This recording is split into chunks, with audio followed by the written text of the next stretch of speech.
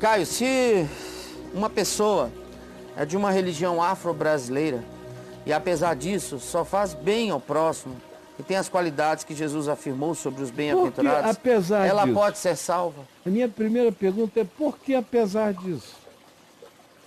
Como se está em algum culto, ou na cultura, ou na prática das religiões afro-brasileiras, tornasse os indivíduos naturalmente maus, ou que só gente ruim vai para aí, já é um prejuízo, a palavra que veio foi em inglês prejudice, preconceito tão nojento, que me dá vontade até de não responder. Porque, pelo amor de Deus, ou apesar disso,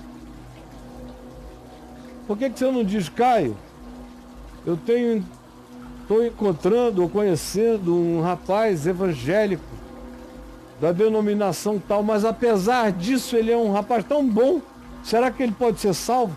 Isso é a pergunta de quem não entende o evangelho, não compreendeu a palavra, não discerniu o significado do que Jesus fez, não entendeu que para Deus não há acepção de pessoas, não compreendeu ainda que nenhum ser humano na face da terra tem o poder de separar o joio do trigo e dizer quem é salvo e quem não é salvo. Não entendeu, portanto, nada. Meu conselho é, primeiro, compreenda que Deus não faz acepção de pessoas. Escreva aí. Deus não faz acepção de pessoas no portal Caio Fábio. Ai, Jesus. Cansa, meu Jesus.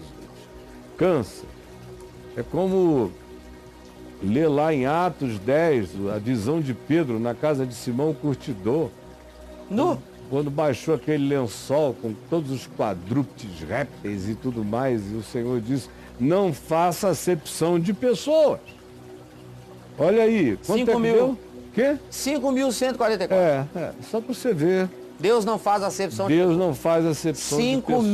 5.144. Vou tirar a palavra Deus. Agora, né? É a mesma coisa que você me perguntar se o cara da outra denominação pode ser gente boa de Deus. Esse papo de quem é salvo e quem não é salvo é papo do diabo, minha filha, entendeu? Não é do Evangelho, não é de Cristo. Jesus nos proibiu disso. Nos proibiu de separar o joio do trigo. Paulo diz em Romanos, no capítulo 2, no verso 16, que vai chegar aquela hora em que Deus vai abrir os segredos dos corações dos homens. E nós levaremos sustos. Ele diz de novo em 2 aos Coríntios, até que chegue o dia quando o Senhor abra os segredos dos corações dos homens. Ele diz outra vez, a ninguém julgueis antes da hora, porque o Senhor é quem julga. O próprio Jesus disse, eu mesmo a ninguém julgo. E em Mateus 25, quando ele ensina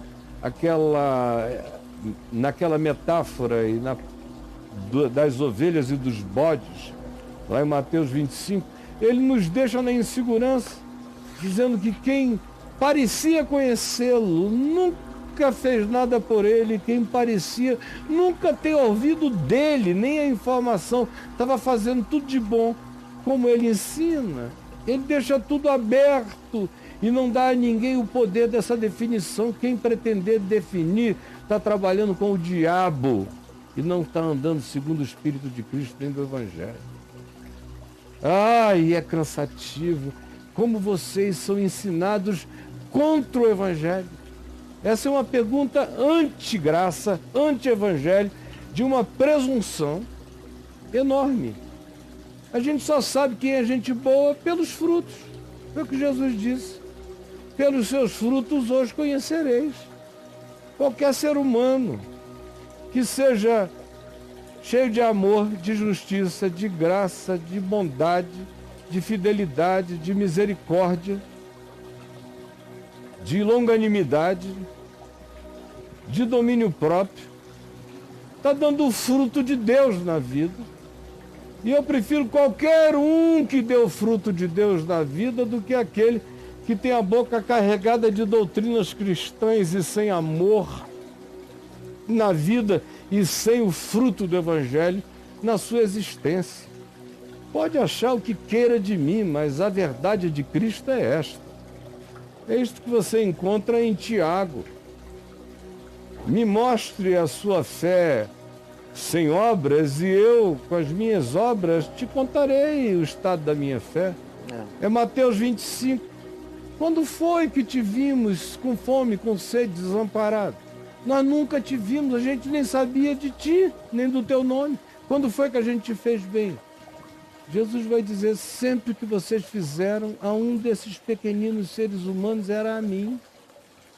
Ô, minha querida, o processo inteiro será totalmente invertido. Como Jesus disse em Lucas 16, aquilo que é elevado entre os homens é abominação diante de Deus. Vai chegar a hora em que a perspectiva inteira vai ser virada, vai ficar tudo ao contrário. E aí você vai ver que muitos que não eram aos seus olhos, eram aos olhos de Deus. E muitos que eram aos seus olhos de Deus, a esses Jesus dirá, eu nunca vos conheci. Embora eles digam Senhor, Senhor, embora eles digam eu profetizo, faço milagres, expulso demônios, mas o Senhor não os conheceu. O problema é que vocês só conhecem doutrinas estapafúrdias de loucos catequistas do engano e da mentira. Não conhecem o Evangelho, não leem a palavra de carreirinha, não entendem o Espírito de Cristo. Vocês só são doutrinados pela religião, mas o Evangelho não botou espigão, não plantou seu conteúdo na mente e no coração da grande maioria, incluindo você, infelizmente. Não estou dizendo que é para você fazer nada com a pessoa, só estou dizendo que o critério, a pergunta me dá vontade de não responder coisa alguma, porque ela já parte de um pressuposto perverso. Já queima a largada já. Já queima, perverso. Julgo desigual, escreve aí. Julgo desigual, o que é julgo desigual? Você vai ver que você tem julgo desigual de todas as naturezas e a maior quantidade de julgo desigual que eu tenho aqui é entre crentes. Entre crentes, frequentam a mesma igreja, mas um é cheio de ódio, o outro é cheio de amor, um entendeu, o outro não entendeu. Chega uma hora que não conseguem mais andar juntos. 56. 56, vá aí e aprenda o que é julgo desigual, por favor, minha filha, tá bom?